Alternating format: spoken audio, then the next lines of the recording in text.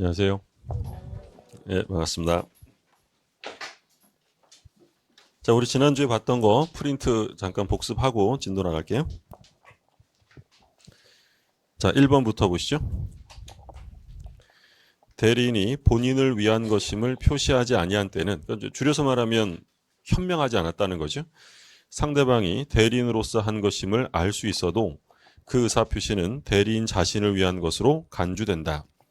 1번은 틀렸죠. 그러니까 원래 현명 안 하면 대리인 자신의 법률행위로 간주하는 게 맞는데, 근데 여기서 조심하실 점은 상대방이 대리인임을 알았거나 알 수 있었다면 현명하지 않았어도 효과는 본인에게 직접 귀속이 된다라고 했죠. 1번 틀렸고, 2번 기본 대리권의 내용과 대리 행위가 동종이 아니더라도 상대방이 그 권한이 있다고 믿을 만한 정당한 이유가 있으면 표현 대리가 성립할 수 있다. 2번은 오른쪽입니다. 이번에 이제 126조의 표현 대리에 관한 내용인데, 그 표현 대리가 성립하기 위해서는 기본 대리권 126조니까 기본 대리권이 있고, 그리고 행사한 권한이 그것을 초과했어야 되는데요. 이때 기본 대리권과 행사한 권한이 동종 유사성을 요구하지 않는다라고 했죠. 우리가 봤던 판례 뭐 있었냐면, 등기 신청해달라는 공법상의 권한을 줬는데 매매라는 사법상의 행위를 했다. 그러니까 이런 경우에도 월권 대리는 성립이 된다라고 했죠. 처음 들어보시는 것 같으세요? 예, 우리 지금 복습하고 있는 거예요. 그래서 기본 대리권과 행사한 행위에 대해서는 동종 유사성을 요구하지 않습니다. 달라도 되고. 3번 상대방이 대리행위를 한 자에게 대리권 없음을 안 경우에도 매매계약을 철회할 수 있다. 3번은 이제 무권대리에 관한 문제였는데, 무권대리에서 우리가 구별할 게 최고권과 철회권의 차이. 그러니까 최고권은 물어보는 거니까 선의자만 해요. 선악불문이야. 선악불문할 수 있는데, 이 계약을 끝장내는 철회권은 누구한테만 인정한다고 했냐면 선의자에게만 인정이 돼요. 근데 지금 지문에 안 경우에도 돼 있으니까 철회할 수 없다라고 했죠. 3번은 틀린 지문이고. 4번 폭리행위로 무효가 된 법률행위는 다른 법률행위로 전환될 수 없다. 자, 4번 폭리행위는 다른 말로 하면 우리가 이걸 뭐라고 불렀냐면 불공정 법률행위라고 했죠. 그럼 불공정 법률행위로 무효가 된 경우에 무효행위 전환에 관한 규정이 적용될 수 있는지를 묻는 거죠. 전환될 수 있다라고 했죠. 조심하실 점은 불공정 행위로 무효인 경우에 추인에 관한 규정은 적용되지 않는다라고 했고요. 다만 이제 전환은 인정이 되고. 5번 제한 능력을 이유로 취소한 경우에 제한 능력자는 선악을 불문하고 자신이 받은 이익이 현존하는 한도에서만 상환할 책임이 있다. 5번은 옳은 지문이죠. 그러니까 제한 능력자를 위한 특칙이었는데, 제한 능력자는 부당이득 반환할 때 받은 것에 대해서 현존 이익만 반환하면 되고요. 그리고 선악 불문이라고 했죠. 자기가 제한 능력자인 걸 알고 했다 하더라도 현존 이익만 반환하면 됩니다. 그다음 6번 취소할 수 있는 법률행위는 추인할 수 있는 후에 취소권자가 상대방의 이행의 청구가 있으면 추인한 것으로 본다. 그러니까 지금 이건 뭘 말하는 거야? 6번은 법정 추인 말하는 거죠. 법정 추인 사유가 6개 있었어요. 뭐 있었냐면 이청경, 담양강 있었죠. 이청경한 담양강 있었는데, 특히 두 가지를 조심하시라고 했죠. 뭐하고 뭐였냐면 청구와 양도, 청양이었어요. 그러니까 청구와 양도는 누가 해야지만 법정 추인이라고 했냐면 취소권자가 해야 되고, 상대방이 청구하거나 양도한 경우에는 법정 추인되지 않습니다. 그래서 항상 청구와 양도가 나오면 주어를 잘 보셔야 돼요. 지금 보시는 것처럼 취소권자 상대방의 청구가 있다. 그럼 이건 추인으로 볼 수 없다라고 했고요. 틀린 지문이고. 7번 조건이란 법률행위 성립의 여부를 장래의 불확실한 사실에 의존케 하는 법률행위 부관을 말한다. 7번은 빨리 읽으면 꼭 옳은 지문 같은데 뭐가 틀렸어요? 성립이 틀렸죠. 그러니까 조건이라는 것은 성립의 문제가 아니라 효력의 문제.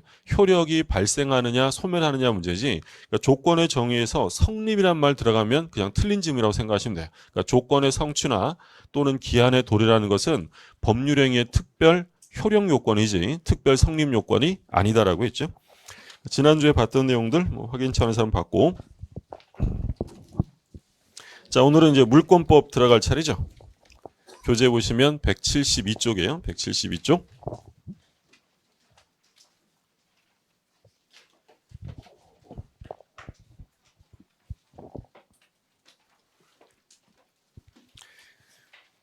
자, 물권법 서론인데 밑에 이제 성질 나오는데 이건 우리가 첫 시간에 다 봤던 거죠. 그러니까 물권이라는 것은 무엇에 대한 권리라고 했냐면 물건.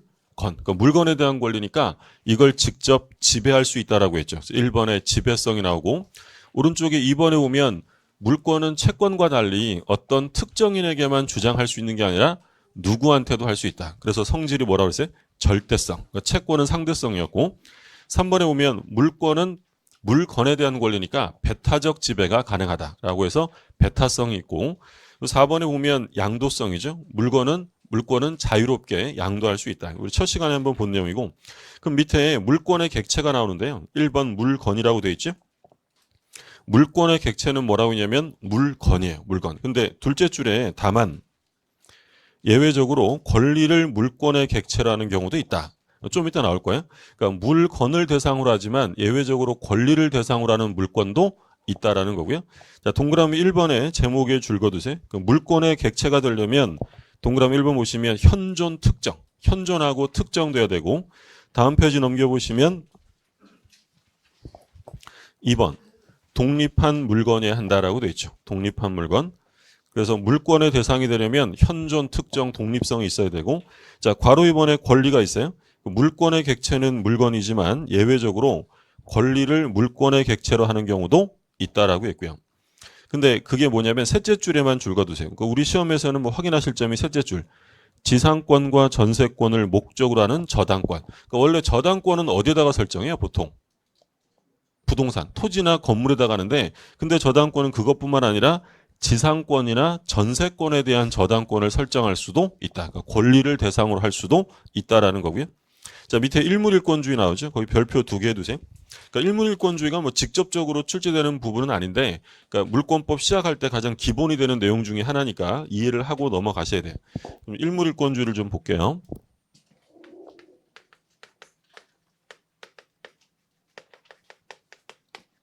그럼 제목에서 의미를 보면 하나의 물건에는 하나의 권리가 있어야 한다라는 건데, 뭐 정확하게 얘기하면 일물일권주의란 하나의 물건 위에는 동일한 종류, 동일한 내용, 동일한 순위를 목적으로 하는 물건은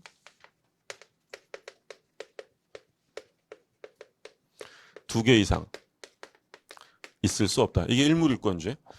자, 그러면 하나의 물건 위에는 같은 종류, 같은 내용, 같은 순위를 목적으로 하는 물건이 두 개 이상 있을 수 없다는 거니까 그럼 바꿔서 말하면 같은 종류, 같은 내용, 같은 순위가 아니라면 여러 개 있을 수도 있다라는 거예요.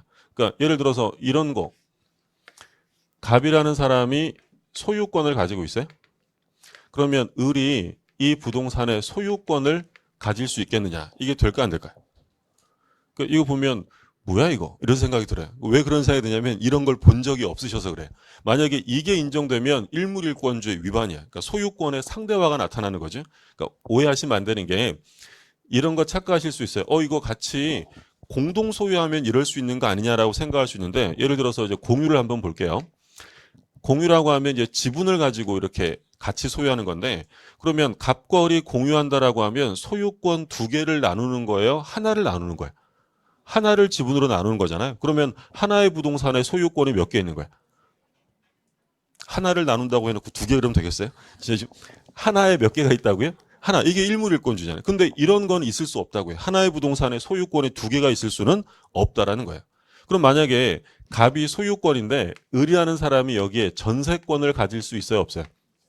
있죠. 이거는 성질이 다르기 때문에 얼마든지 양립할 수 있다는 거예요. 그러니까 일물일권주의라는 건 무조건 하나만 있어야 한다는 게 아니라 양립할 수 있는 거면 두 개, 세 개 있을 수 있고요.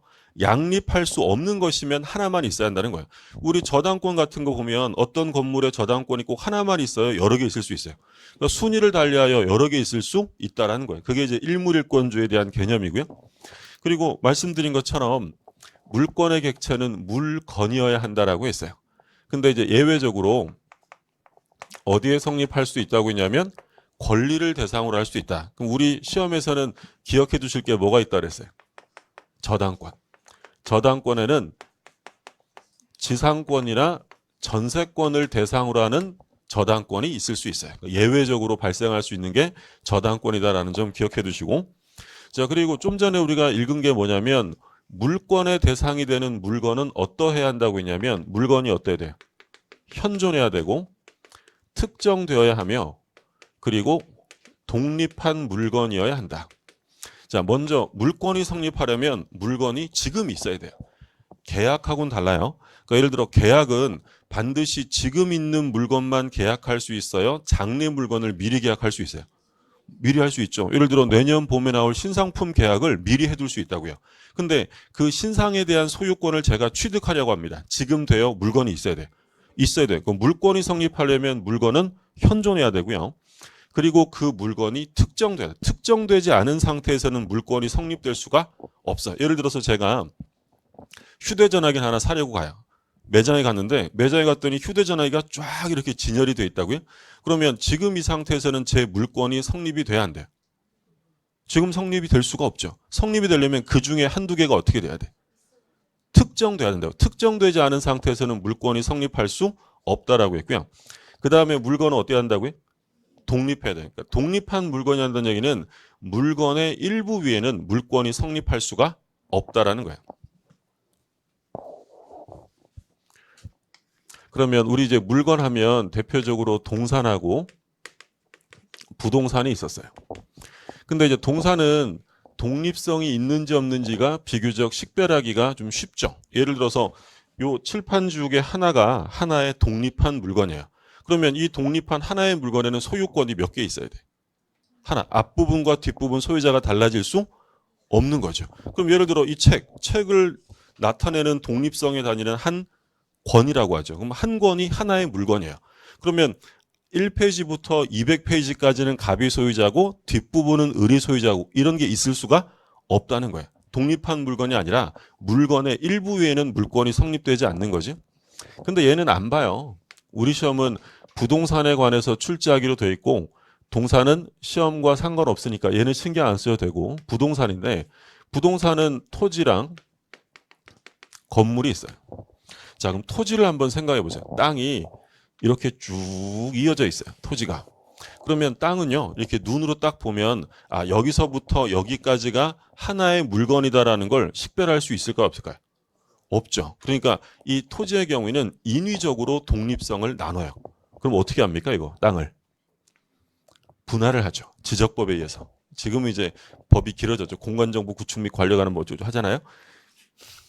여기를 그러면 하나의 필지를 부여하는데 예를 들어 이게 그러면 100번지예요. 그럼 100번지가 되면 이제 이거는 하나의 독립한 물건이 됩니다. 그럼 예를 들어서 갑이라는 사람이 이 부분에 소유권을 가지고 있는 상태인데요. 근데 갑의 친구 을이 있는데 을이 맨날 갑 찾아와서 좀만 떼줘 이럽니다. 갑이 알았어 이렇게 하고 금을 그어서요. 이 부분은 이제 네 땅이다라고 하면 금 그어진 부분에 을의 소유권이 성립될 수 있을까요? 없을까요? 없죠. 왜 없을까요? 이거는 뭐니까? 독립한 물건이 아니라 100번지의 일부니까. 물건의 일부에는 물권이 성립하지 않는다고요.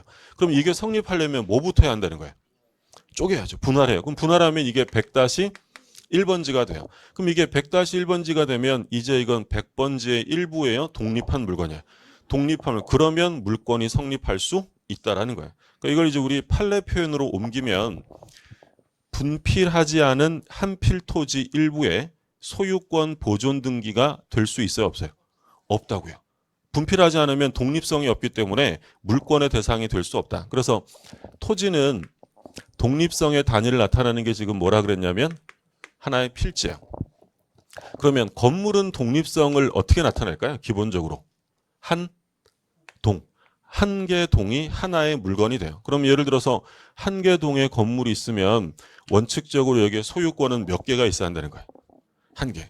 그러면 이 일물일권주의를 관찰하면 어떤 일이 생기냐면 아파트를 사고 팔 때는 원칙적으로 어떻게 사고 팔아야 돼? 동체로 사고 팔아야 돼요. 현실적으로 불가능하잖아요.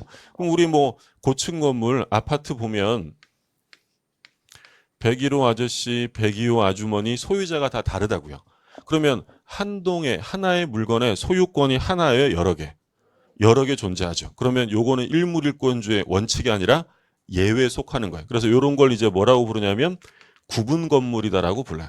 나중에 이제 등기법 시간에 구분 등기 같은 거 공부하실 거예요. 지금 우리 공시법 등기법 들어갔나요?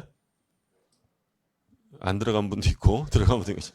원래 처음에는 이게 들어갔는지 안 들어간지도 몰라요. 근데 이제 조금 지나면 들어간 건 아는데 내용을 모르는 거죠.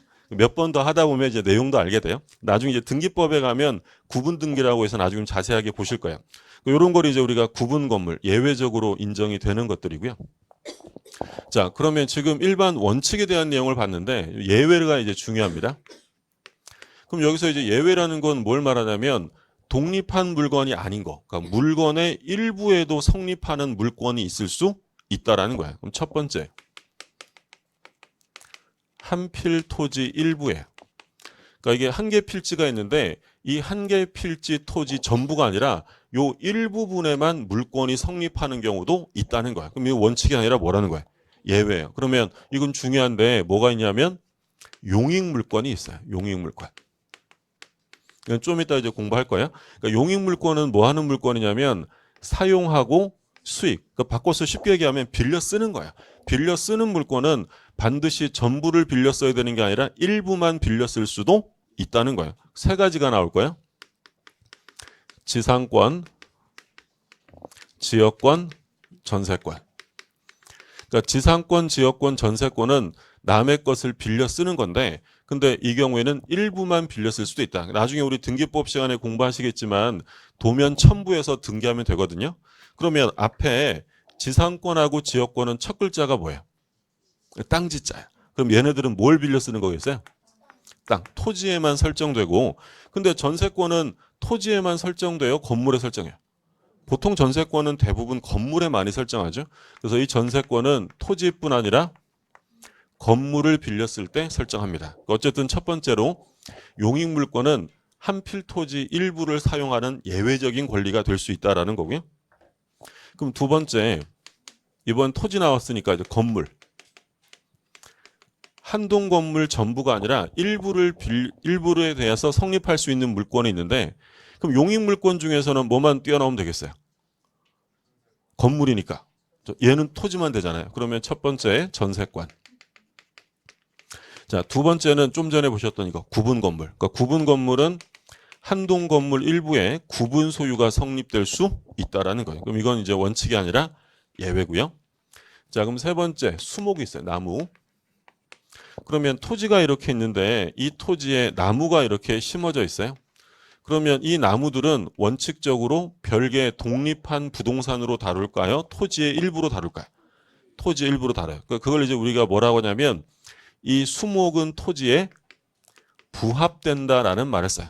하나로 합쳐져서 이걸 하나로 다루는 거죠. 그럼 예를 들어서 갑이라는 사람이 토지를 팔면 뭐도 같이 팔리는 거예요. 수목, 나무도 같이 팔리는 거죠. 그게 이제 수목인데 그런데 예외적으로 이 나무들만 별도의 물권의 대상으로 만들 수도 있다. 그러니까 원칙은 별개예요. 토지의 일부예요. 토지 일부인데 예외적으로 나무만 별도로 만들 수도 있다는 거예요. 이런 거 우리 이제 중개사법 시간에도 많이 나오잖아요. 뭐 하면 된다 그랬어요?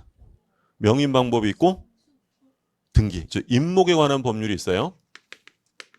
임목에 관한 법률, 임목법에 의해 등기된 임목. 그러니까 갑이 토지 소유자인데 을이 권리자로서 이게 자기 나무임을 임목에 관한 법률에 의해서 뭘 했다고요? 등기하면 이 나무만 별도의 독립한 동산으로 다룬다고요? 부동산으로 다룬다고요? 부동산, 독립한 부동산으로 다룰 수 있고 두 번째는 명인 방법에 의한 수목이 있죠?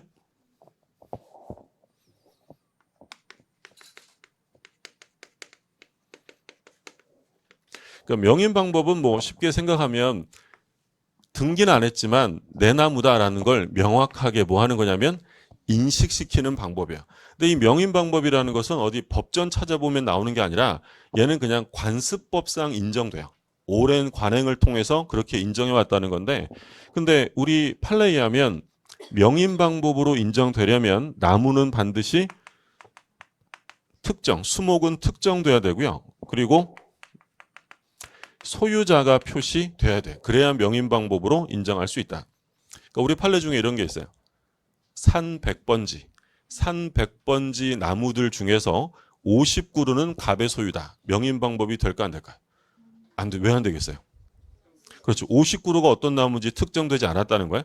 또 이런 판례가 있어요. 그 법원에서 현장 검증에 나가서 법원장의 명에 따라 사무원이 포프라 표피에 흰 페인트로 1, 2, 3, 4 이렇게 쭉 순번을 매겼어요. 무슨 말이 되겠어요? 그럼 이거 명인 방법이 될까 안 될까요? 왜 안 될까요?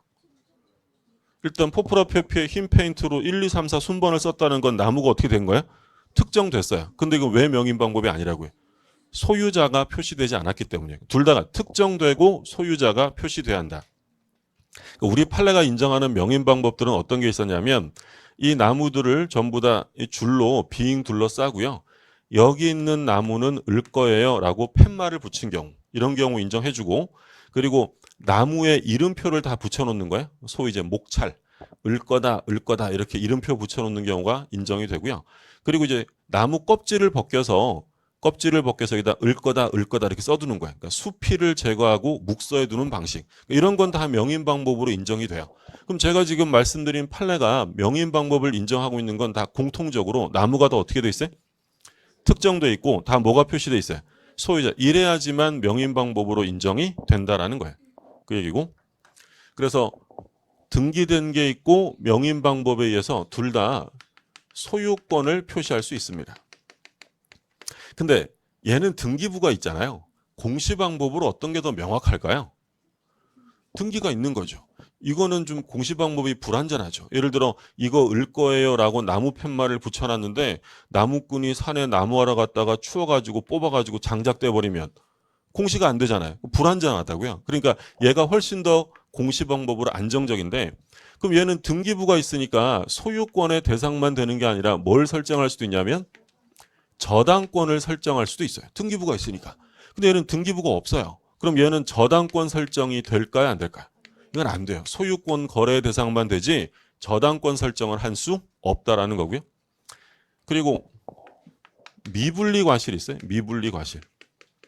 그러니까 미분리 과실이라는 건 아직 과실인데 분리가 되지 않은 것들을 말해요. 예를 들어 사과나무에 달려있는 사과. 한번 간단히 보면 갑이라는 사람이 이제 토지를 가지고 있는데, 예를 들어서 을이 무단으로 나무를 심었어요. 아무런 권한도 없이 나무를 심었다면 이 나무는 누가 소유자가 될까요? 심은 사람 걸까요? 토지 소유자일까요? 무단으로 심은 나무는 토지 소유권에 부합이 돼요. 건물하고는 달라요. 건물은 권한이 있든 없든 건물을 신축하면 신축자가 소유자가 되는데, 나무의 경우에는 권한이 없으면 토지 소유권에 부합이 돼요. 이런 사건이 있었어요. 그러니까 이 의뢰하는 사람이 감이 엄청 먹고 싶었나 봐. 감이. 그래서 남의 땅에다가 몰래 감나무를 심은 거야. 그래서 이제 가을 되니까 감이 이렇게 열렸겠죠. 그러니까 을이 와 감이다 이러면서 이제 감을 따먹었어요. 그러자 토지 소유자가 을을 절도죄로 고소한 사건입니다. 을은 절도일까 아닐까요? 절도죄가 성립한다라는 게 판례. 물론 이게 절도냐 아니냐가 우리 시험에 나올 리는 없겠죠. 형사사건이니까. 근데 이 절도죄를 구성하는 법리는 우리 민법의 부합의 법리예요. 얘가 지금 아무런 권한 없이 감나무를 심었다면 이건 누구 감나무예요? 갑 거야. 그럼 갑의 감나무에 달려있는 감도 누구 거야? 갑 거죠. 근데 우리 허락 없이 막 뜯어 먹었잖아요. 그럼 이건 타인의 재물을 절취한 거니까 절도죄가 성립이 된다라는 게 판례 입장이에요. 그래서 원칙은 이 미분리 과실도 누가 소유자가 되는 거냐면 토지 소유자가 되는 거야.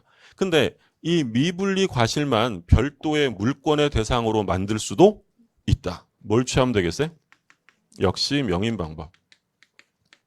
예를 들어서 이게 사과 과수원이야. 사과나무 과수원인데 서울에 있는 농수산물 김 사장이 와서 사과를 따지 않은 상태에서 미리 사버려요. 우리 선매한다고 하잖아요. 그러면 미리 사버리면 여기다가 팻말을 붙여놔요. 여기 달려있는 모든 사과는 농수산물 김 사장 거임 이렇게 붙여놓는다고요. 그럼 이 명인 방법을 취하면 분리하지 않고도 별도의 물권의 대상이 될 수도 있다. 그럼 이거 원칙의 예외다라는 거죠. 원칙은 토지에 부합이 되지만 명인 방법을 취해서 별도로 만들 수도 있다.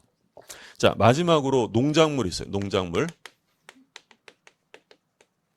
자, 갑이라는 사람이 토지 소유권을 가지고 있는데 을이 아무런 권한도 없이 무단으로 남의 땅에 농작물을 재배합니다. 그럼 이제 문제는 아까 권한 없이 나무를 심으면 심은 사람 게 아니라 토지 소유권에 부합이 된다 그랬어요. 아니 이따만한 나무도 부합이 된다면 원칙은 이 농작물은 무단으로 경작한 사람께 되는 게 원칙이에요. 토지에 부합이 돼야 돼요. 부합 이게 원칙이에요. 근데 우리 판례는 일관되게 누가 소유자라고 하냐면 경작자가 소유권을 취득한다라고 봐요. 그러니까 소위 이제 생산주의 입장을 취하는 건데, 그러니까 우리 판례는 그래요. 그러니까 이게 비교적 단기간 안에 재배가 가능하고 그 기간 동안 을이 끊임없이 관심과 노력을 기울이기 때문에 소유권은 누구한테 있다고 보냐면 경작자에게 있다라고 봐요. 근데 무조건은 아니고 경작자 소유가 되려면 기본적으로 단연생은 안 되고요. 1년생 작물. 1년생이 되고 그러니까 이제 오랜 기간 동안 걸치면 소유권을 인정 안 해주고 또 성숙해야 돼요. 성숙. 그러니까 바꿔서 얘기하면 재배철에 이르러야 된다. 그러니까 씨 뿌리자마자 내 땅이다라고 내 작물이다라고 주장할 수는 없다는 거예요. 그러니까 단연생이 아니라 1년생 작물이고 성숙한 거면 소유권은 누구한테 있다고요? 경작자. 그렇죠. 명인 방법을 갖춰야 되느냐? 명인 방법 필요 없다. 명인 방법 없이 경작자에게 소유권을 인정해줘요. 그러니까 예를 들어서 오랜만에 시골에 있는 내 땅에 가봤어요. 근데 거기다가 누가 쪽파를 쫙 심어놓은 거야. 그럼 어떻게 해야 돼? 갈아엎으면 돼, 안 돼? 그거 갈아엎으면 형사처벌됩니다. 재물 손괴죄요. 그러면 일단 그 쪽파는 누구 거야? 경작자 거니까 엎으면 안 되고 일단 이 갑이 을에게 손해배상을 청구할 수 있느냐라고 물으면 손해배상 청구가 될까 안 될까? 이건 돼요. 그러니까 조심하실 점은 경작자에게 소유권을 인정해 주겠다는 것이지 남의 땅을 무단으로 사용해도 된다는 얘기는 아니에요. 그러니까 무단 사용에 대한 손해배상을 청구해야지 이거 갈아엎으면 형사처벌 된다는 거예요. 그러니까 지금 우리 뭐 봤냐면 원래 물권이 성립하려면 물건의 일부에는 성립할 수 없어요. 독립한 물건이 한다라고 했는데 예외적으로 일부에 성립하는 물건이 존재할 수도 있다라는 거죠. 그거 보셨고 계속 이어서 볼게요. 교시 잠깐 볼게요.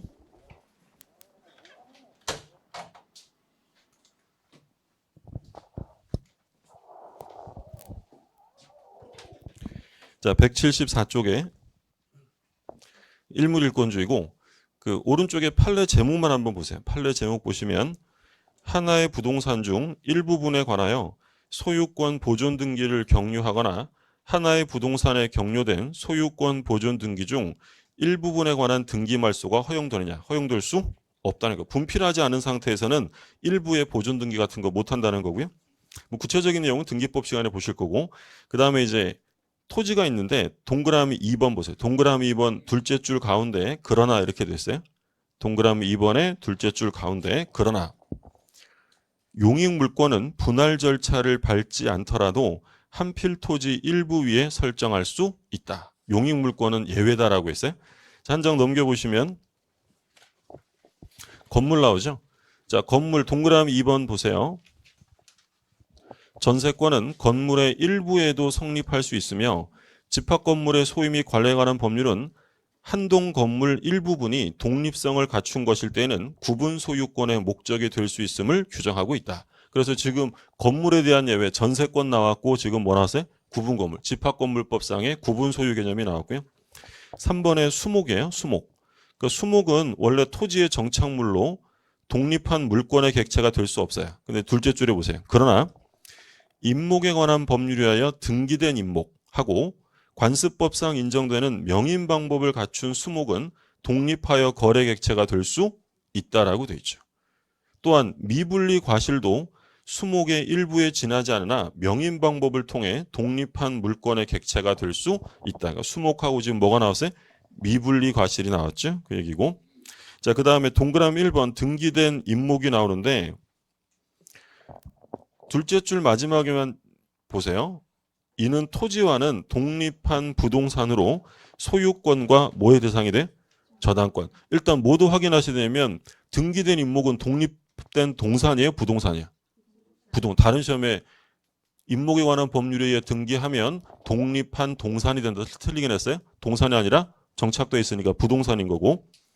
이번에 이제 명인 방법인데 오른쪽에 디귿의 둘째 줄 마지막에만 줄 그어두시면 돼요. 뭘 설정할 수는 없다고요. 저당권. 명인방 등기된 임목은 저당권 대상이 되는데 명인방법은 저당권 대상이 될 수 없고, 자 4번에 농작물 나오죠. 타인 소유 임야에 권한 없이 식지한 수목의 소유권은 임야 소유자에게 귀속하지만 적법한 경작권 없이 타인 토지를 경작하였더라도 그 경작한 입도가 성숙하, 입도는 이제 벼를 말하는 거예요. 서 있는 벼. 그 경작한 입도가 성숙하여 독립한 물건으로서의 존재를 갖추었다라면 입도의 소유권은 누구한테 있냐면 경작자에게 있다라고 했고요. 자, 그리고 그 다음에도 조심하셔야 돼요. 명인방법 갖출 필요가 없다라고 되어 있죠. 근데 마지막까지 줄 그어두시면 근데 경작자로부터 매수한 사람은 명인방법을 갖춰야 한다는 점. 그건 나중에 우리가 공부할 내용이니까 넘어가셔도 되겠고요. 자, 여기까지 보셨고,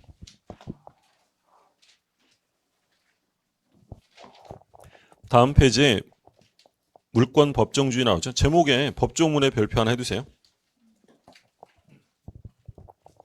물권은 법률 또는 관습법에 의하는 외에는 임의로 창설하지 못한다.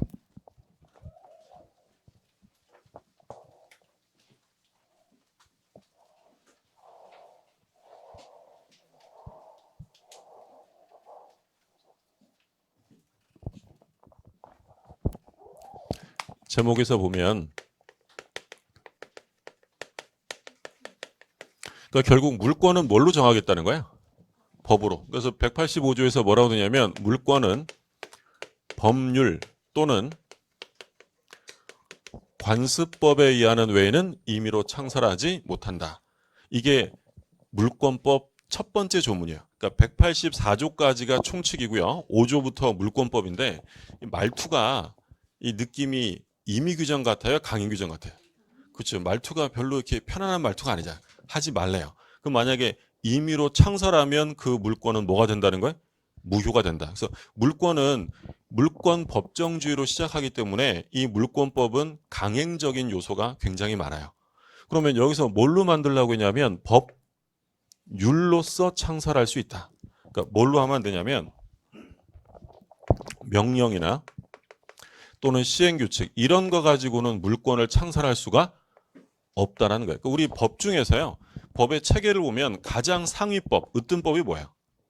헌법이죠. 헌법 다음에 법률. 그 다음에 이제 대통령령, 각부 장관령 이런 거 있잖아요. 그러니까 명령이라는 건 대통령령을 말하고 시행규칙은 각부 장관령을 말해요. 그러면 물권을 창설하거나 제한할 수 있는 것은 대통령령이나 각부 장관령으로 안 되고 뭘로 된다고요? 법률로 된다. 그러니까 이게 왜 그런 기본적인 사고가 박혀 있냐면 그 소위 봉건적인 물권제도 부활을 방지하겠다는 건데 명령이나 시행규칙은 어디서 만들까요? 우리 이제 삼권 분립이라고 하잖아요. 입법, 사법, 행정부 이렇게 삼권 분립인데 그러면 명령, 대통령령이나 각부장관령을 어디서 만들어요? 정부에서 만들죠. 그러니까 기본적으로 오래된, 역사적으로 오래된 사고가 정부를 신뢰하기가 어렵다는 거예요. 정부는 맨날 국민들 괴롭히고 그래서 만들어지는 개념이 이제 국회잖아요. 역사적으로 볼 때. 그래서 행정부에서 만든 거 가지고는 물권을 창설하거나 제한할 수 없다는 거예요. 근데 법률은 누가 만들어요?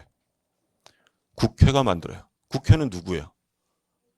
우리의 대표자죠. 완전 실감 안 나겠지만 예.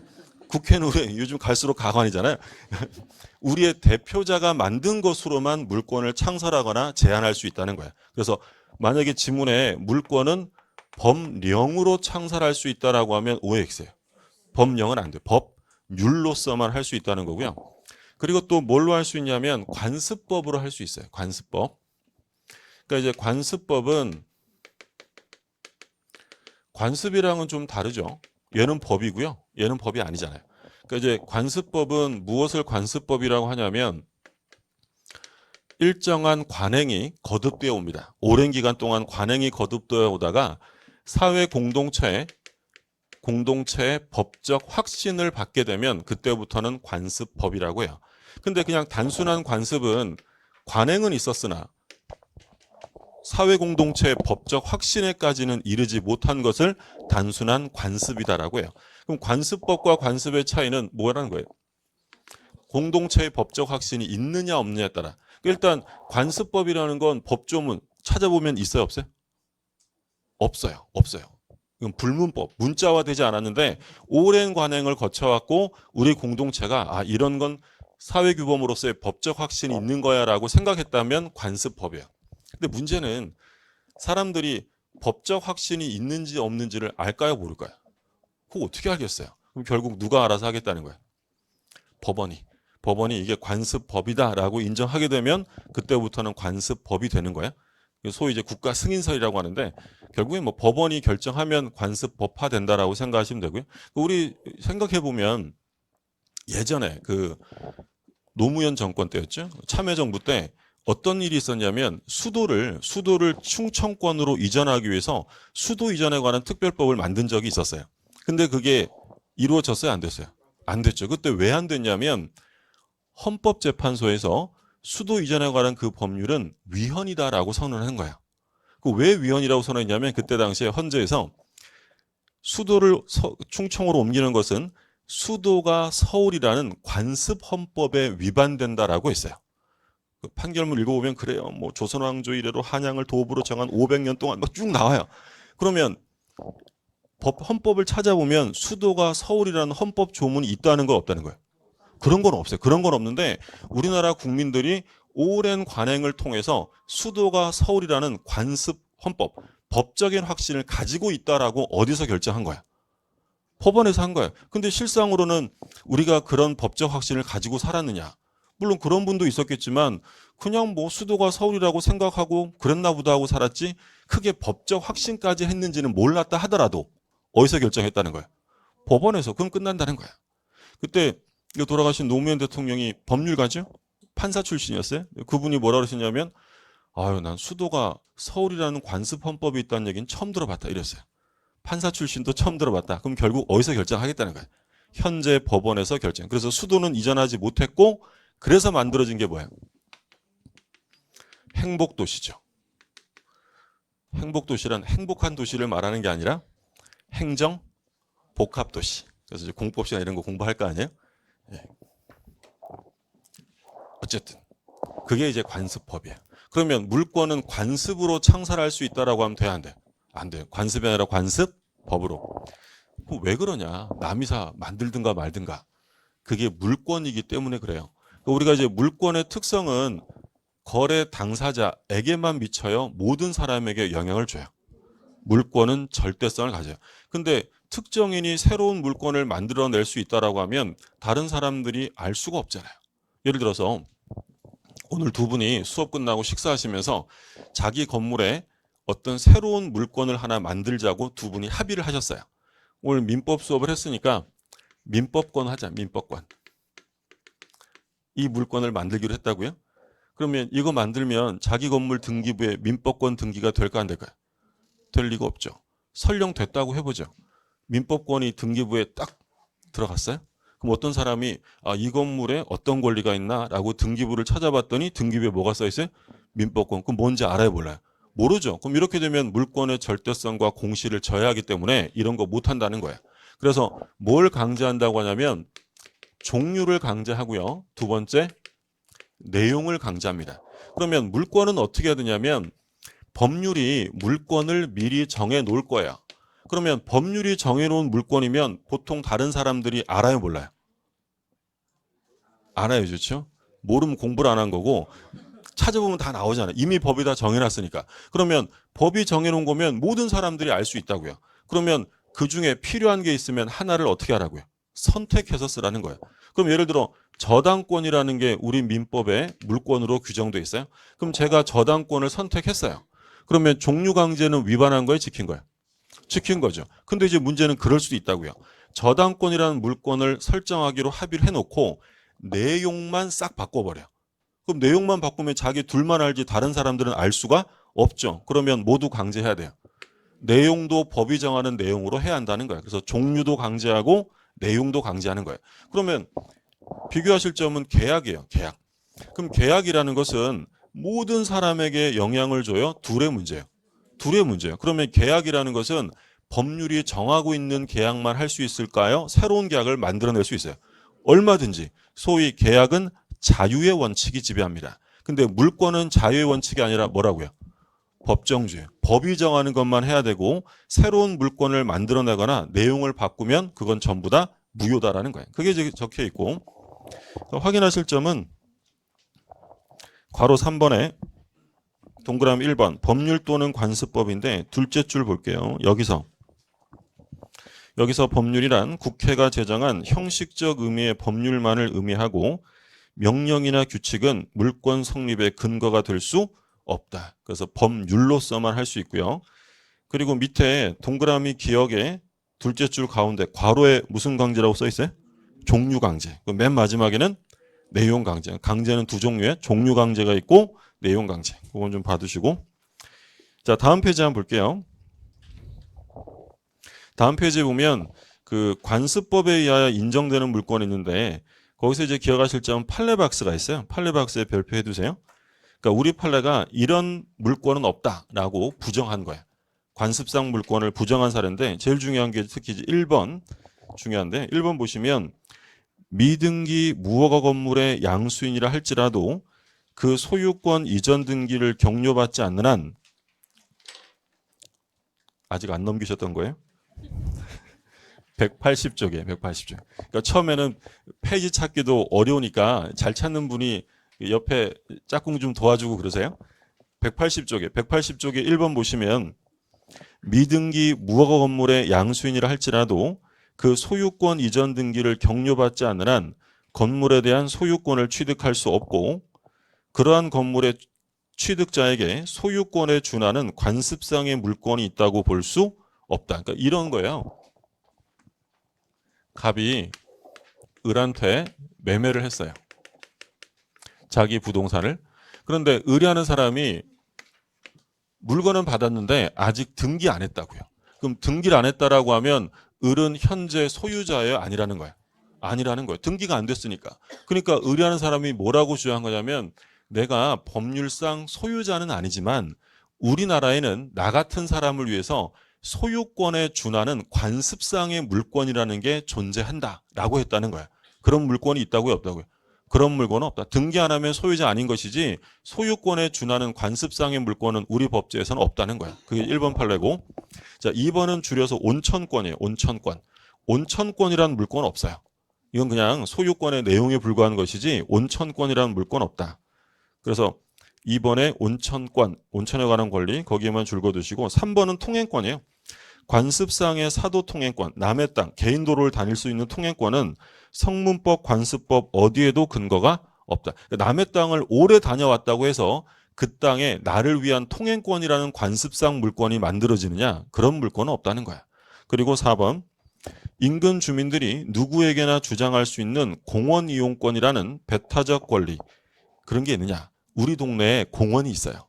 그럼 우리 동네 주민들만 배타적으로 이용할 수 있는 공원 이용권이라는 관습상의 물권이라는 게 있을까 없을까요? 그런 물권은 없다는 거예요. 그러면 정리하면 우리 판례가 관습상 물권으로 볼 수 없다라고 한 거 대표적으로 첫 번째, 미등기 매수인, 미등기 양수인에게 소유권에 준하는 관습상 물권은 없어요. 두 번째, 온천권이라는 물권 없어요. 세 번째, 통행권이라는 관습상 물권 없고 마지막에 뭐였어요? 공원 이용권이라는 물권은 존재하지 않습니다. 자, 물권의 효력은 우리가 첫 시간에 봤죠. 물권과 채권이 충돌하면 누가 우선한다고요? 물권. 다음 페이지에 보시면 물권적 청구권 나오는데 별표 3개 두시고 여기서부터 좀 쉬었다가 보시죠.